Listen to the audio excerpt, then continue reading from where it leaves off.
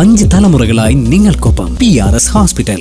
ലോകവും രാജ്യവും സംസ്ഥാനവും നമ്മുടെ നാടും പുല്ലാട് ഗ്രാമവും പത്തനംതിട്ടയും എല്ലാം ദുരന്തത്തിൻ്റെ ശോകമുഖമായ ദുഃഖത്തിൽ അമർന്നിരിക്കുമ്പോഴും ചില ആളുകൾക്ക് സോഷ്യൽ മീഡിയയും ഫേസ്ബുക്കുമൊക്കെ അവർക്ക് അറുമാദിക്കാനുള്ള തെമ്മാടിത്തരം കാണിക്കാനുള്ള വേദികളാണ്. ഇവിടെ ഇപ്പോൾ കാസർഗോഡ് എന്നൊരു വാർത്ത റിപ്പോർട്ട് ചെയ്തിട്ടുണ്ട്. അത് പറയാനാണ് ഞാൻ അടിയന്തരമായിട്ട് ഈ വീഡിയോ ചെയ്തത്. അഹമ്മദാബാദിലെ ആകാശ ദുരന്തത്തിൽ മരിച്ച കേരളത്തിലെ രഞ്ജിത എന്ന പെൺകുട്ടി, അവർ പത്തനംതിട്ട ജില്ലയിലെ പുല്ലാടുകാരിയാണ്. വലിയ സ്വപ്നങ്ങളുമായി ഒമാനിൽ പോയി അവിടെ നിന്ന് ലണ്ടനിലേക്ക് പോകുന്നതിന് വേണ്ടിയിട്ട് നാട്ടിൽ വന്നതിന് ശേഷം ലണ്ടനിൽ നഴ്സായി പോയി ജോലി ചെയ്ത് ഒക്ടോബറിൽ തിരിച്ചു വന്ന് നാട്ടിൽ വീട് വെച്ച് കുടുംബവുമായി കഴിയാനിരിക്കുന്ന വലിയ സ്വപ്നങ്ങളുള്ള രഞ്ജിത മരിച്ചു പോയതിന് ശേഷം വെള്ളരിക്കൊണ്ട് താലൂക്കിലെ ഡെപ്യൂട്ടി തഹസിൽദാർ, ഇയാളെയൊക്കെ പിടിച്ച് ഡെപ്യൂട്ടി തഹസിൽദാർ എന്നൊക്കെ പറഞ്ഞ വലിയ പോസ്റ്റ് അല്ലേ, പദവിയല്ലേ, ഇദ്ദേഹത്തെയൊക്കെ ആരാണ് പിടിച്ച് ആക്കിയത്? ഒരു പവിത്രൻ. അദ്ദേഹം ഫേസ്ബുക്ക് വഴി നമ്മുടെ ഈ അശ്ലീല കമന്റിരിക്കുകയാണ്, ജാതി പറഞ്ഞൊക്കെ കമന്റിരിക്കുകയാണ്. എന്തൊരു നാണക്കേടാണ് ഈ നാട്ടിൽ. ഇപ്പോഴും ജാതി പറഞ്ഞും മതം പറഞ്ഞും അശ്ലീലം കമന്റുകൾ ഇടാൻ ഇവരൊക്കെ മാനസിക രോഗികളാണോ? ഇയാൾ തന്നെയാണ് മുൻ മന്ത്രി MLA ചന്ദ്രശേഖരനെ ഫേസ്ബുക്കിലൂടെ ജാതിയമേ അപേക്ഷിച്ചു. ഇയാൾ ആരാ? 2024 സെപ്റ്റംബറിൽ ഇയാളെ സസ്പെൻഡ് ചെയ്തിരുന്നു. അപ്പോൾ ഇദ്ദേഹം ഇപ്പോൾ ഈ കാണിച്ചിരിക്കുന്ന വെള്ളരിക്കുണ്ട് തഹസിൽദാരി ഈ ഡെപ്യൂട്ടി തഹസിൽദാരി താലൂക്ക് ഡെപ്യൂട്ടി തഹസിൽദാരി വേല കാണിച്ചതിന് പിന്നെ നമ്മുടെ ജില്ലാ കളക്ടർ ഇമ്പശേഖർ അദ്ദേഹത്തെ വീണ്ടും സർവീസിൽ നിന്ന് സസ്പെൻഡ് ചെയ്തു. ശരിക്കും പറഞ്ഞാൽ ആദ്യം സസ്പെൻഡ് ചെയ്ത ആളിനെ അങ്ങ് ഡിസ്മിസ് ചെയ്ത് കളയും. എന്തിനാണെന്ന് ഇങ്ങനെയുള്ള ആളുകൾ സർവീസിൽ? എത്ര ലക്ഷം, 40 ലക്ഷം ആളുകളാണ് PSCയിൽ ജോലിയില്ലാതെ, പിന്നെ ചെറുപ്പക്കാരികളും സർക്കാരിനെ സേവിക്കണമെന്നായിട്ട് ഇവിടെ ജോലിക്ക് വേണ്ടി നിൽക്കുന്നത്. എത്ര ലക്ഷം പേരാണ് PSC ടെസ്റ്റ് എഴുതുന്നത്?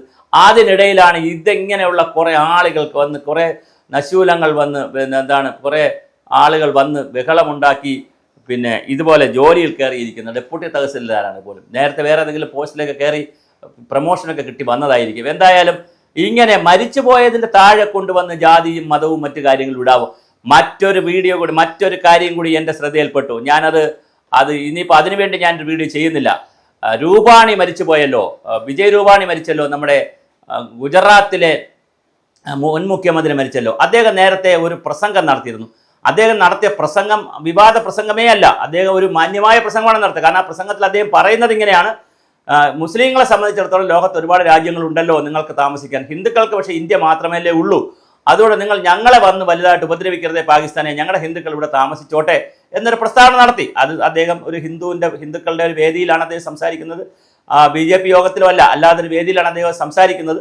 അപ്പോൾ സംസാരിക്കുമ്പോൾ അദ്ദേഹം പറയുന്നത്, നമ്മളെ സംബന്ധിച്ചിടത്തോളം ഈ രാജ്യം മാത്രമേ ഉള്ളൂ, അതുകൊണ്ട് രാജ്യത്തെ സൂക്ഷിക്കണം, രാജ്യത്തെ നമ്മളെ കണ്ണിലെ കൃഷ്ണമൂല്യം നോക്കണമെന്നൊക്കെയുള്ള വളരെ നിരുപദ്രവകരമായ ഒരു പ്രസ്താവനയാണ് നടത്തിയത്. പക്ഷേ അതിനെ കൊണ്ടുവന്ന് ഫേസ്ബുക്കിൽ ഇട്ടതിന് ശേഷം അദ്ദേഹം ഇവിടുത്തെ മുസ്ലിം വിരുദ്ധനാണ്, മുസ്ലിങ്ങളൊക്കെ രാജ്യം വിട്ട് പോകണമെന്നുള്ള രീതിയിലാക്കി അദ്ദേഹം ഹിന്ദുക്കൾക്ക് വേണ്ടി രാജ്യത്ത് സംസാരിക്കുന്നതാക്കി, അങ്ങനെയുള്ളവൻ ചത്തുപോയത് തന്നെ നല്ലത് എന്ന് പറയുന്ന രീതിയിലേക്കാണ് മലയാളി മാറിയിരിക്കുന്നത്. മലയാളിക്ക് ഫേസ്ബുക്കിലും സോഷ്യൽ മീഡിയയിലും കുറച്ച് സമയം കിട്ടിയാൽ, സ്ഥലം കിട്ടിയാൽ ഉടൻ തന്നെ മലയാളി ഇതുപോലത്തെ അധമ വികാരങ്ങളുമായിട്ട് വന്നിരിക്കും.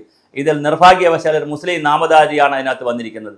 മുസ്ലിം നാമധാരി ആയാലും ഹിന്ദു നാമധാരി ആയാലും ഫേക്ക് ID ആയാലും എന്തായാലും ശരി തന്നെ, ആളുകൾ മരിച്ചു പോകുമ്പോൾ, ഏതൊരാൾ മരിച്ചു പോകുമ്പോഴും ആ ആളിന് എത്ര കുഴപ്പം പിടിച്ച ആളായാലും, എത്ര ദുഷ്ടനായാലും, എന്തെല്ലാം തെമ്മാടിത്തരം കാണിച്ചാലും മരിച്ചു പോകുമ്പോൾ നമ്മൾ അനുശോചനം രേഖപ്പെടുത്തുമ്പോൾ ഒരു കുറ്റവും പറയാറില്ല. അദ്ദേഹത്തിൻ്റെ ഗുണഗണങ്ങൾ മാത്രമേ പറയാറുള്ളൂ. നമ്മുടെ ശത്രുവാണെങ്കിൽ പോലും നമ്മൾ കുറ്റങ്ങൾ പറയാറില്ല. മരിച്ചുപോയ ആൾ, കാരണം മരിച്ചുപോയല്ലോ, ഭൗതികമായി അദ്ദേഹം ഇത് കേൾക്കാൻ ഇവിടെ ജീവിച്ചിരിക്കുന്നില്ലല്ലോ, എന്നെ തിരുത്താനും കഴിയില്ലല്ലോ, അത് കഴിയുക. പക്ഷേ ഇവിടെ ജാത്യാഭിഷേകം, ജാതി പറഞ്ഞാണ് അത് നിഷേധിക്കുന്നത്. ഒരാൾ ജനിക്കുന്നത്, ഒരു ജാതിയിൽ ജനിക്കുന്നത്, അല്ലെങ്കിൽ ഇവർ ജനിച്ചതിന് ശേഷം ജാതി വരുന്നതൊക്കെ അയാളുടെ കുറ്റമാണോ?